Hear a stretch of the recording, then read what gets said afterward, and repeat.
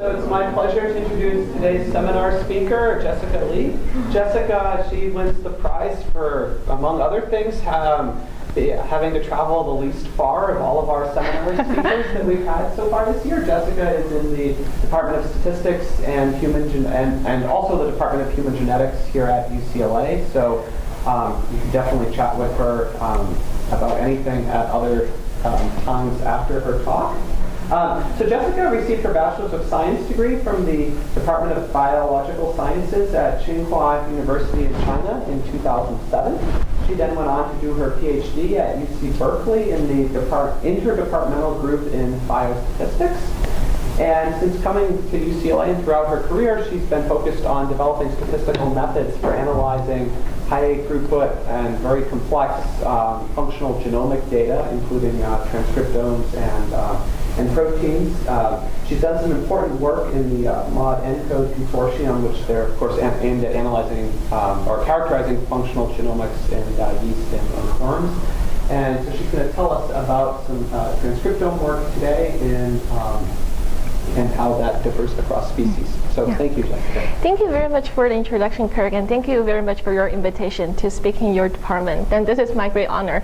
And so although we're on the same campus, but usually we don't have much chance to meet each other, so I think this is a good opportunity for us to communicate. And so this is a work I have started during my PhD and continued doing since I joined UCLA in 2013. And so this is a title, and this is the mascot of UCLA, which I found it very nice. So I put it on my slide.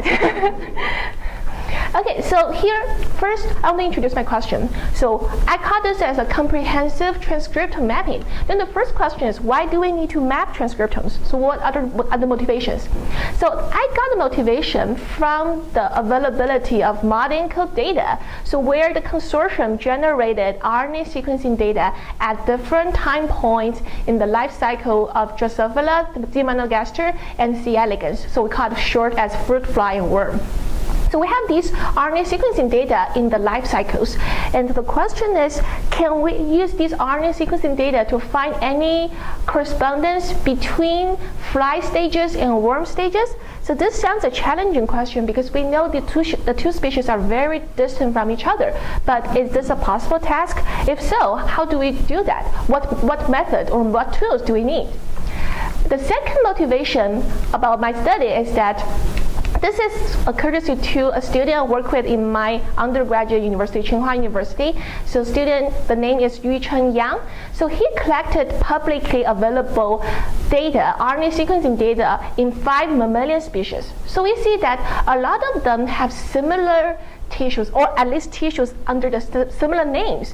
But are they really similar in terms of their transcriptomes? How can we compare them? Can we find any unknown similarity between tissues across species? This is the second question. So given those motivations, I want to ask, how do we map transcriptomes? And so I developed a measure which I call that transcriptome overlap measure, short as TROM, to tackle this question. So the first part, which is the motivation of how I developed this measure, I will introduce it first. So this is motivated by the MOD-ENCODE data. And our paper has been published in 2014, last year in Genome Research. And this work is also part of the consortium's Nature paper. So this is the Nature paper. It also has a figure about our work. So again, how to compare the two model organisms' life cycles. This is the motivation question. So please note that the two species are very different. So I'll just name the three main differences between them. The first is that, look at the life cycle, there are 2 genders of adult fly, so male and female. But in wild type worm, it's hermaphrodite. So about 99.5% of wild type C. elegans are hermaphrodite, which means they have the female and male organs in the same body. Only 0.05% are male. So we can see that they are very different in terms of this adult phenotypes. And another noticeable difference is that for worm, it has this alternative path called downward path. So it occurs when it's too crowded or there's too little food. Then the worms will enter this downward path, similar to hibernation. And when the condition improves, it may exit the direct path into the normal life cycle. But in fly, we don't have this. And the third difference is that we know fly undergoes the change called metamorphosis, but worm doesn't have this change. So these are the very noticeable differences. And also other differences including that there are far more number of cells in fly than in worm. So is it possible to find any similarity between their developmental time courses or different stages? And the modern data gives us this opportunity. So as I said, the consortium has generated multiple RNA sequencing data at different time points in the fly life cycle and also in the worm life cycle. So namely, in the fly embryonic stages, they generated 12 RNA sequencing data sets 2 hours apart. In the worm life cycle, they generated 24 RNA sequencing data sets in the embryonic stage, 30 minutes apart. So this is a very nice time course data. So in total, we have 30 stages in fly and 38 stages in worm from the RNA sequencing data. And besides that, they also generated tissues and cell lines RNA sequencing data for fly, and tissues and different cell types RNA sequencing data for worm. So here I make a difference, cell lines and cell types. Cell lines means that they are culture cell lines in the labs, and the cell types means that they are dissected cells from the body. So, and we'll see that they have very different transcriptomes from my result. Okay, so given my motivation and my question, the first question I want to ask is that within a species, because we want to start with something simpler. Cross species is always difficult, more difficult than within species, right? So within the species, how do we measure the similarity of two transcriptomes? So this is my question, and here I use 2 stages from fly as an example. One is embryo 0 to 2 hours, and one is adult female plus 5 days. So they are very far away. They are at the 2 ends of the fly life cycle, and I want to say how do we compare them? So the first clear answer, or a quick answer people may have in mind is that, can we try correlation? This is very widely used in genomic study. So people just calculate the correlation of all the gene expression data between 2 samples. And this is what Pearson correlation gives us. So let's look at the 2 sample stages I pick. Embryo 0 to 2 hours, female plus 5 days. We see that there's some mapping there. But if we look at other pairs of stages, we see that the high correlation is widespread. So is there a clear mapping? No. How do we try the Spearman rank correlation, which is supposed to be more robust than Pearson correlation to the extreme expression values or outliers? So we see that here we have a much better pattern or density towards the diagonal, but still we see that if we look at these 2 stages as an example, we see that it doesn't show any difference or from the other nearby stage pairs, right? So we have a smear here. So this also doesn't give us a clear mapping, so not desirable. So why do we have this phenomenon? The reason is that there are some housekeeping genes that are constantly highly expressed at every stage. And these genes will drive the expression, will drive the correlation values high. So that's why we have this widespread high correlation values, regardless of using Pearson correlation or Spearman correlation. So this is the issue we need to face. Then our direct approach will be, why do we just remove the housekeeping genes? And this gives us the motivation. So we think that given the phenomenon we just observed with the correlation analysis, it is important to find a set of characteristic genes that can capture the transcriptome characteristics of every stage. And here we call them as stage-associated genes. Let me just give an example about how the genes are selected. So here the figures are about the normalized gene expression values across the 30 fly stages. So we estimate the gene expression values in the FPKM units, which are introduced in this paper, and from the RNA sequencing data. And then we normalize these FPKM expression values across all the stages, all the 30 stages, and turn them into z-scores. So therefore, by using this criterion, z-score greater than a constant, Here the constant is picked as 1.5, but in our study we tried different thresholds and found our results are quite robust. So this is also given as a flexible option in our package. So basically we cut a threshold on the z-score to guarantee that the gene is relatively highly expressed at our stage of interest. Here is embryo 0 to 2 hours. And meanwhile, we also have a threshold on the absolute expression value in FPKM units. The reason we need that is because we don't want to pick up some noise. Because if the FPKM is low everywhere, after the normalization, you may still have some high z-score, but that may not be true. So therefore, we have a criterion on both the absolute expression value and the relative expression value. Using these two criterions, we can guarantee that the gene we pick for this stage is highly expressed in this stage relative to some other stages, and it is not constantly highly expressed. Because if it's constantly highly expressed, then the z-score cannot be high.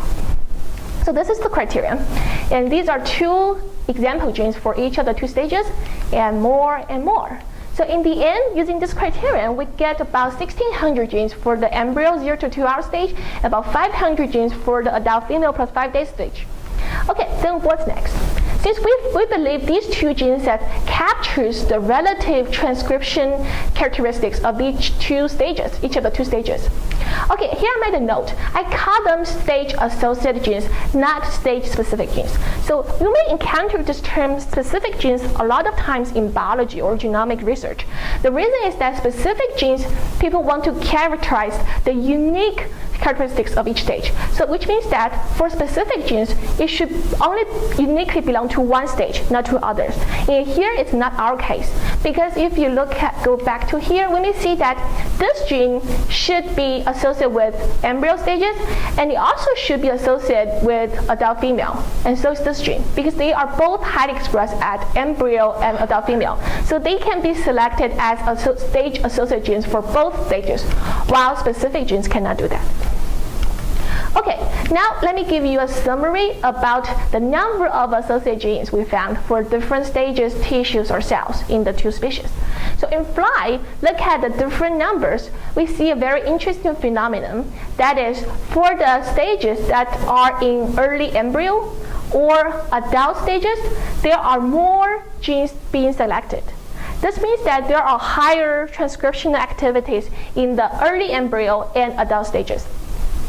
Doesn't make sense, because in early embryos, the organism is growing. So a lot of proteins got expressed and more cell division. And in adult, because they are producing those germ cells, so there are also a lot of transcription activities going on. So here I also categorize these genes into categories about the number of stages they are associated with. So we see that very few of them are only associated with one stage. Many of them are associated with 2 to 4 stages. This actually makes sense in our study because the stages are adjacent to each other in the life cycle, and we know that the transcriptional program changes gradually. So it's natural that some genes are associated with the stage and its nearby stages. Okay, this is the worm stages. So you may notice that there's a very interesting one. So this one looks very different from the rest. And actually, we checked with our collaborator who generated the data. And they told us that they found this is a bad sample. So they left it out. But the reason I'm including it here is because to show that, so this one, we can find it out from our analysis. And also, interestingly, in our result, this one looks normal. So which means that our result is quite robust to this kind of bad samples. And also, there's another one which has a higher percentage of genes that are only associated with itself. And this is actually the only male sample we have in our data set. So it's the male sample at the L4 larval stage 4 of the fly stages. So it's interesting that because it's the only male stages, so there are more genes that are only associated with itself.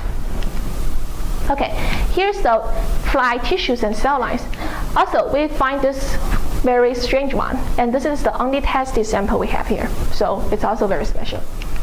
And this is the worm tissues and cells. So we see that because here we have fewer stages, and so therefore many of them are only associated with very few number of stages. This is natural. And also we see that at the 4-cell embryo tissues, there are higher transcription activities than in some differentiated cells like neurons.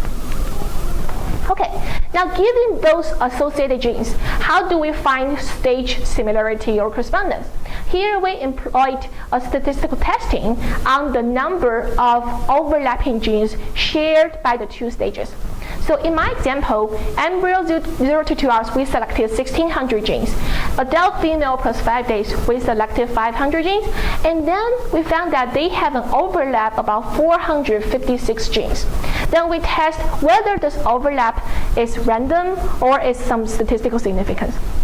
So here, our null hypothesis is that the two sets of stage-associated genes were independent samples from the gene population, from other fly genes.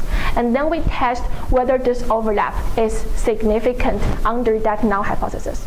So basically, a smaller p-value will mean that we will need to reject that null hypothesis. In other words, it means that the two sets of associated genes are not independent. So that shows the dependence of the two stages. So this is the reasoning behind this testing. Okay, let me explain what we did exactly in this test. So given two stages, first, as I described, using this criterion, we select stage-associated genes for each of the two stages, and we get their overlap, and we test their overlap using a hypergeometric distribution, which is actually the distribution of the overlap under the null hypothesis, assuming it's true. And then we get the p-value, and then we use Bonferroni correction, which is the most conserved way to correct p-value for the multiple testing issue, because we have multiple pairs to compare, multiple stage pairs. So this is the conserved p-value, and therefore the conserved p-value so here we are plotting the p-value, the correct p-value under the negative log 10 scale. So here the larger measure score means a smaller p-value, which means stronger dependence. So this is the result we first get. So we see that we compare the fly stages to each other within fly, right? So we see that we get a very nice diagonal.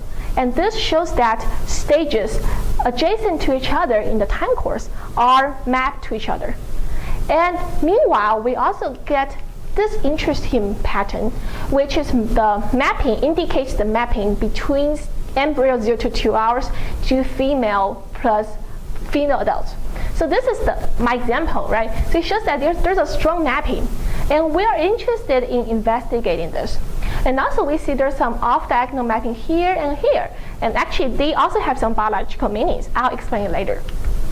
So to investigate this mapping between early embryo and female adults, we looked into the literature and found that in 2011 there's a PLOS biology paper which tries to categorize fly genes into 3 categories: maternal expressed genes, zygotic expressed genes, or the boundary, maternal or zygotic genes.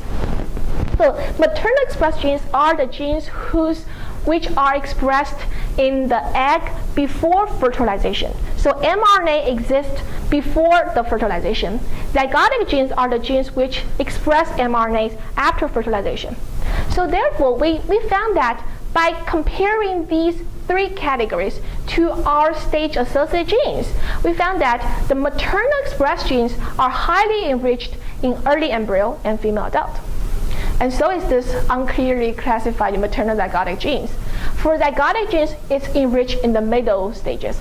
So this tells us that it's possible our mapping here was led by the maternal expressed genes, which have RNAs in both the egg and the early embryo. So that's why we see the mapping.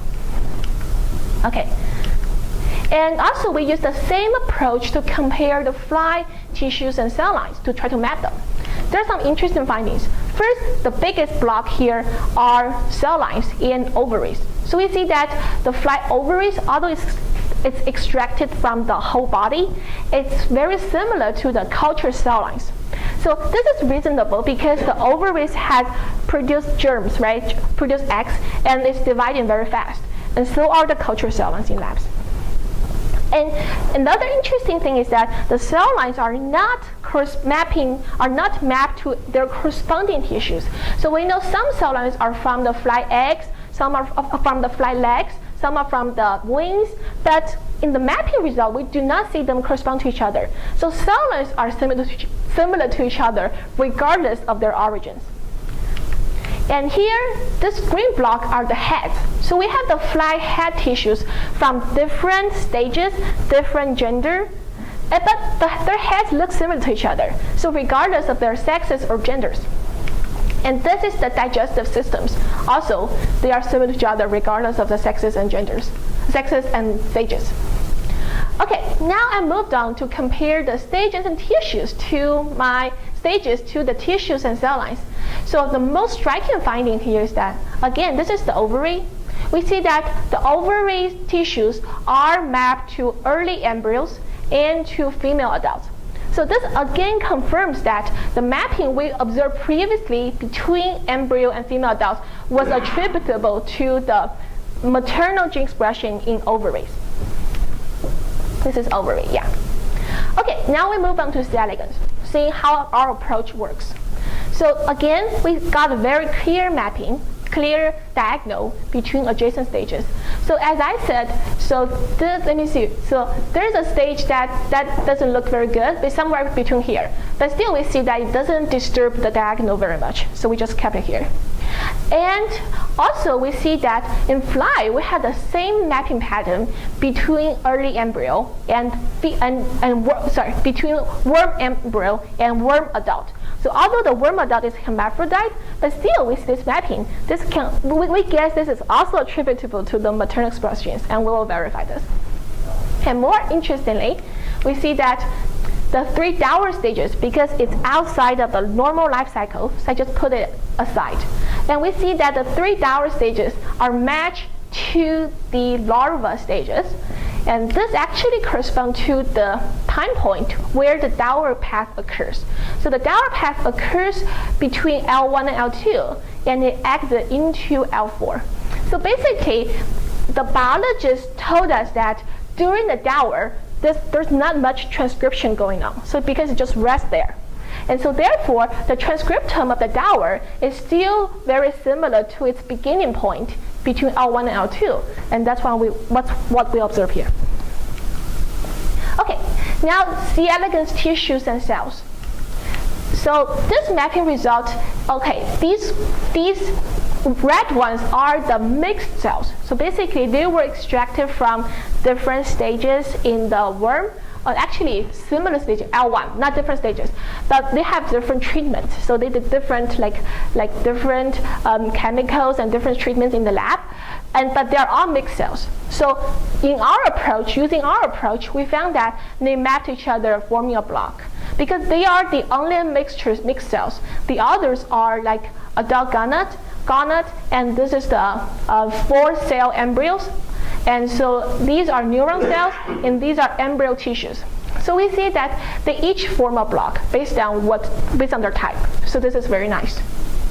And by comparing them to the stages in worm, so we see that very interestingly, the 4-cell embryos, which is the earliest worm embryos, and the worm adult gonad, they are mapped to worm early embryo and worm adult. So this again explains that the mapping we observe between worm early embryo and worm adult can be explained by the gonad, which are the maternal express genes, which has the maternal express genes. Okay, now we've seen enough for the within species comparison. These results show that our approach actually works. Now, to tackle our main question, between fly and worm, how do we find a clear mapping between their stages, tissues, or cells? Then we have to rely on their orthologous genes. So the reason is that the fly genes and worm genes are not directly comparable. So we have to find some connections between them, and orthologs provide a natural connection. So we know that orthologs can have multiple types. 1-to-1, which means that after the speciation, in each species, there's no more duplication of the gene. Or it can be 1-to-many, meaning that in one of the species, there's some duplications resulting in multiple copies. Or can be many-to-many. So to make our comparison easy and straightforward, we just decompose them into ortholog pairs. So 1-to-1 as one pair, 1-to-many as many pairs, many-to-many as many times many pairs. So this is ortholog pairs. And therefore, our approach can be extended to compare stages between stages from different species. So here, my example is that I have a worm stage, I have a fly stage, I have a worm stage. For each stage, I selected the stage-associated genes, and then I can test how many ortholog pairs exist between them. So this is the idea. So again, I'll state the procedure. So for each fly and worm stage, I selected these stage-associated genes. And here the population is no longer the fly genes or the worm genes, but the ortholog pairs. So I'm looking at the ortholog pairs, and then for the fly genes and worm genes, I just count like how many pairs they correspond to in the population, and I count the number of shared pairs, and then I test the significance of the pairs. So the idea is very similar to the within species approach. And this is the result we get. So x-axis is the worm stages, y-axis are the fly stages. So we see that very interestingly, we have the worm stages from early embryo to the late larva stages before the adult somehow, mapped to the first half of the fly stages. And we see again that the worm stages have a second mapping to the later fly stages. And so here is the summary. So the lower diagonal corresponds to these lines. So where we have the worm stages mapped to the first half of fly stages, and the upper diagonal are the purple lines. So we see they mapped again to the fly stages.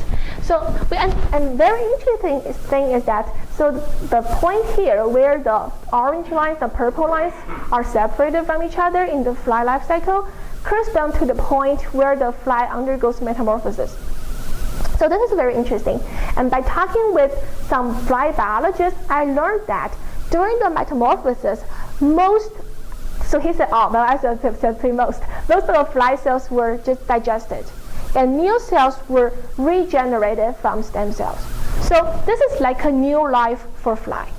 And so it's interesting that we see that this result is similar to the analogy saying that fly relive the life twice of the worm. So I think it's very interesting. And another interesting thing is that imagine the physiology. So before the metamorphosis, the fly does look somehow like worm. And so this is also our interpretation of the result. And we found this is very interesting, and this is the first time that we know in literature that people have argued this. Okay, so now I look more into these patterns to see why some worm stages are mapped to two sets of fly stages. So therefore, I divided my mapping result into 3 stripes. So first, let's look at the red stripe, where the worm stage is the middle embryo. It's first mapped to middle embryo in fly, and it's also mapped to the larva 1 stage in fly. So this is the result, and I try to see which genes contribute to this result. So here the Venn diagram shows that the red bubble shows the fly genes that are associated with this one, with larva L1, and the blue circle are about the genes, fly genes that are associated with this stage, middle embryo stages, and this shows the overlap. And besides that, I also have these brown circles indicating that these are different fly genes, but they have the same worm ortholog. So therefore, this Venn diagram shows that fly genes associated with early stage, with late stage, their overlap, and the number of fly genes that are not overlapping with each other, but having the same worm ortholog.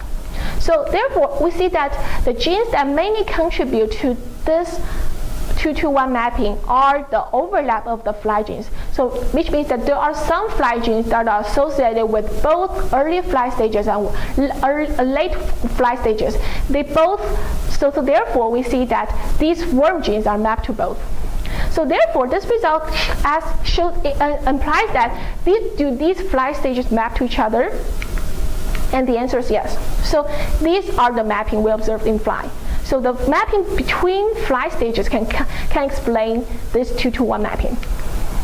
Let's look at the second stripe, the green stripe. So we also did this analysis. Okay, here we see that there are more fly genes that do not overlap but have the same worm ortholog. But the overlap between the fly early associated genes and late associated genes are still quite large. And looking at the within fly result, this is the mapping between the early fly and late fly stages.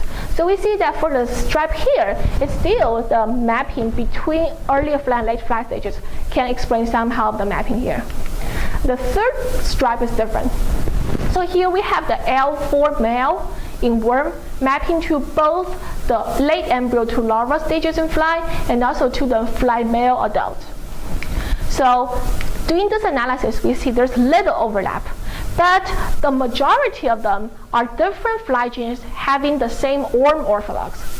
So therefore, looking at the fly result, we do not see a mapping here, but we do see a 2-to-1 mapping here. So this shows that there are some fly genes which have the same worm ortholog. So this means that they have the common ancestor, but in the fly species, after some duplication process, they become different genes. And some of them function in the early fly stage, some function in the late fly stages. And this can also explain that fly is a more complex organism than worm is.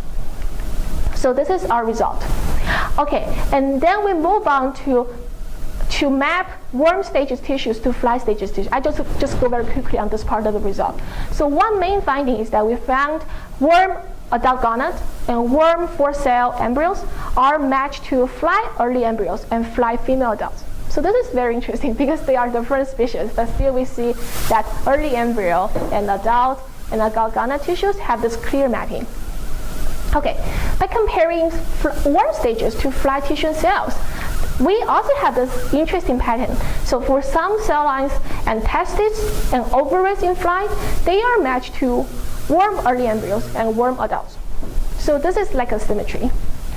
Okay, last result between fly and worm. Worm tissues and cells to fly tissue and cell lines. So this is something we don't expect. We see that the fly head and fly CNS systems are matched to worm neurons. So we do not expect this to be happen, but when we see this result, we're very happy. Wow, this makes sense to us. And also we see the fly cell lines and gonads are matched to worm 4-cell embryos and gonads. So this is also something we should expect. This is something we should expect from previous results. So after seeing so many mapping results, let's see how to interpret the mapping. So we just pick some examples in our papers. And in this slide, I'll just show one example. So where we see the early embryo and female adults, they were mapped to each other.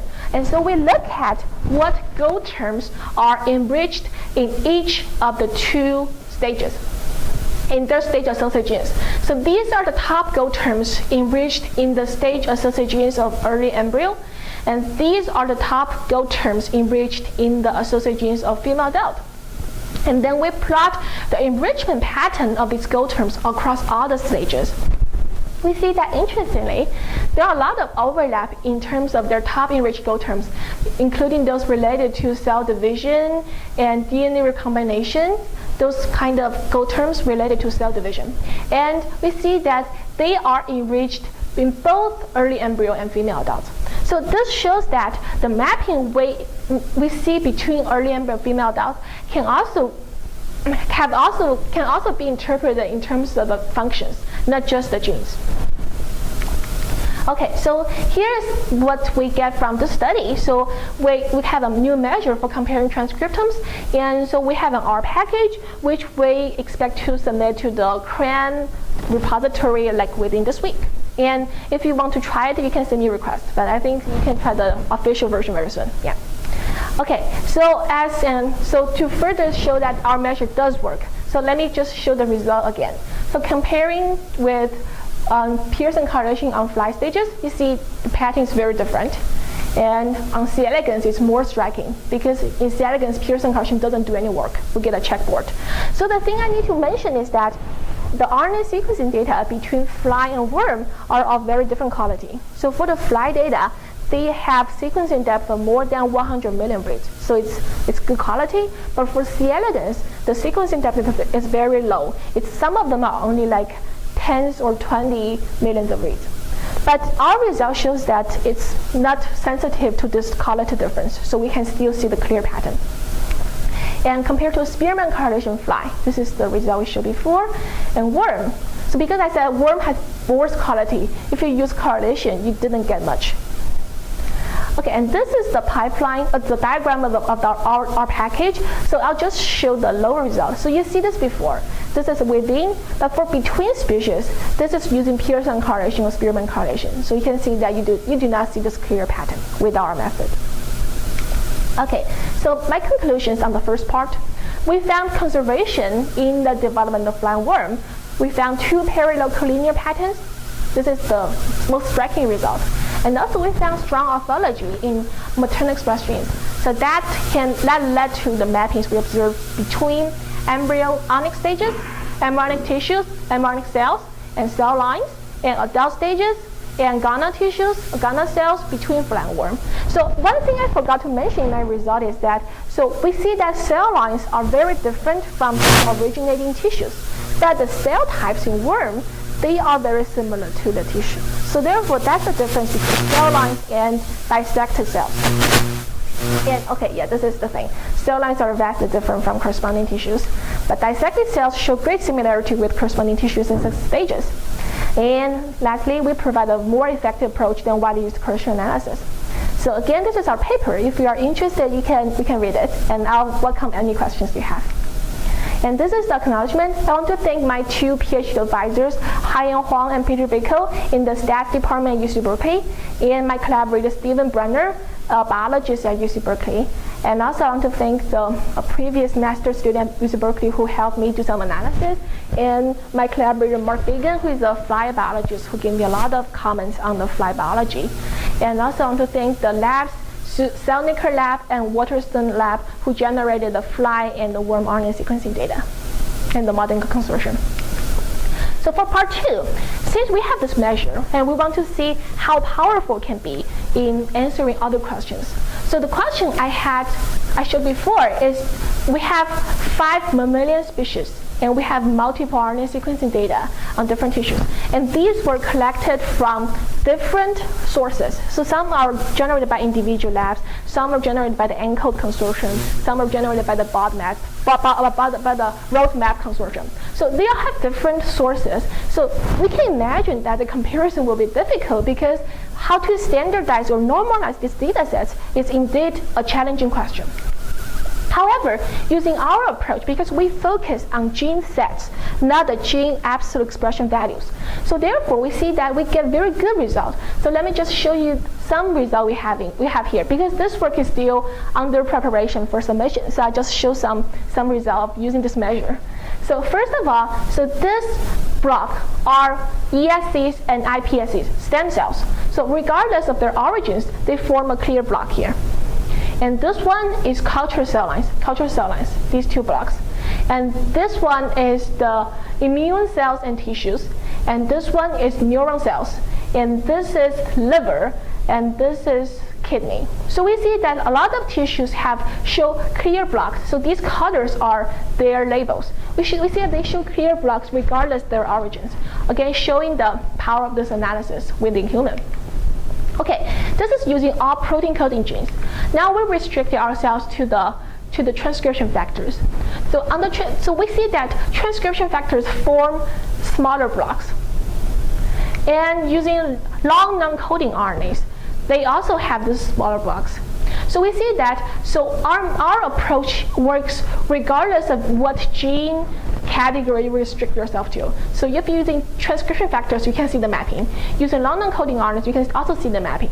And the fact that the blocks are smaller for long non-coding RNA and transcription factors than the protein coding genes explain the fact that the other 2, TF and long non-coding RNAs, are more tissue specific than the protein coding genes. So that's why the overlap is smaller than using protein coding genes. Okay, between species, here I'm showing one result between human and mouse. So human and mouse, we see that embryonic stem cells are mapped to each other. And here, interestingly, we see kidney and liver, they are mapped to each other.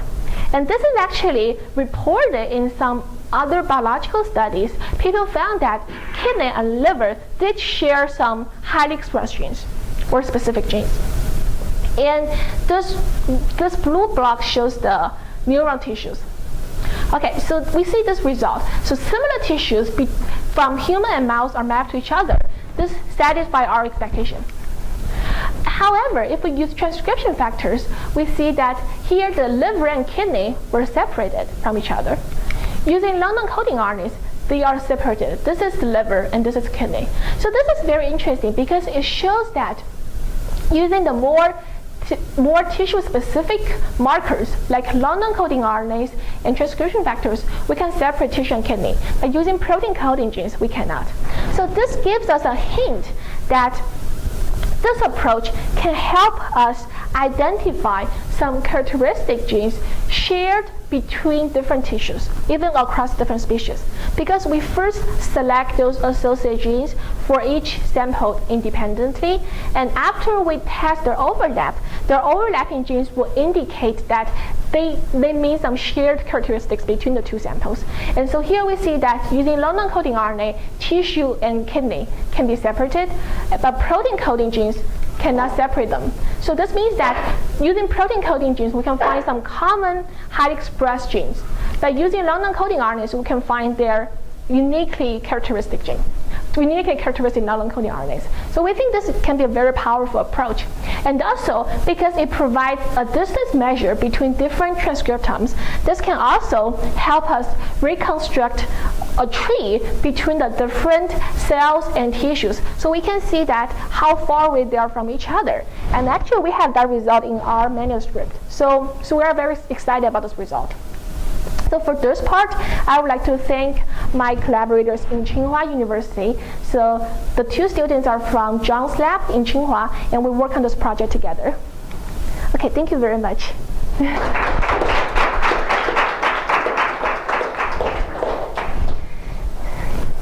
Question? When you're showing the fly and work, Yeah, let me what is the sample size within each stage of multiple analysis? You mean the sample size of each stage? Yeah. Oh, so you mean the number of samples, or Was it one just individual one? Just one, yeah. So we do not have replicate data here. Just one sample per time point. Yeah. But within the sample, is there more than one individual?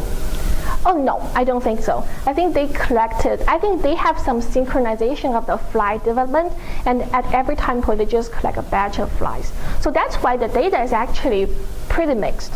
And so it's not compared to any like single cell sequencing at all, or even single individuals, but mixed of fly individuals.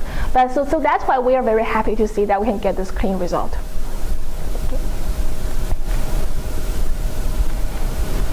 I guess I had a quick question. Did the one-to-one orthologs look different than the many-to-one No, orthologs? actually in our paper, so yeah, let me just go through this quickly. So, yeah.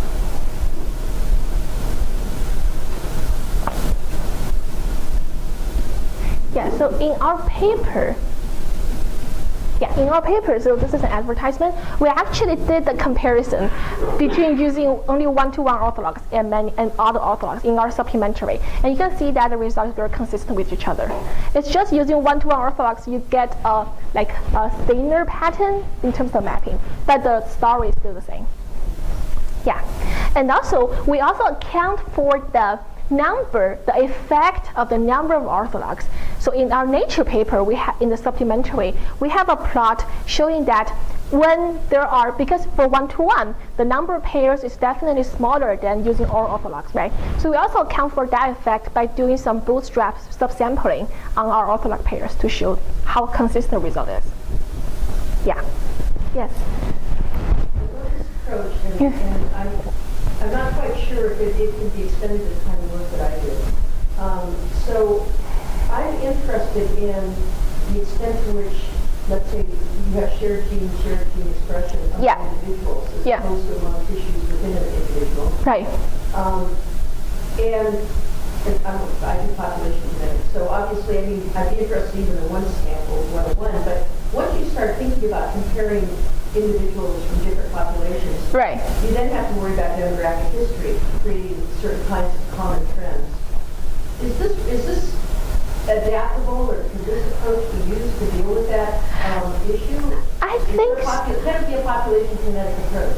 I think so, because this is just a distance measure. So basically you measure how different they are, but you can definitely put some constraint on top of it. So when you compare different individuals, right? So because our approach focused on using two sets of characteristic genes and test their overlap.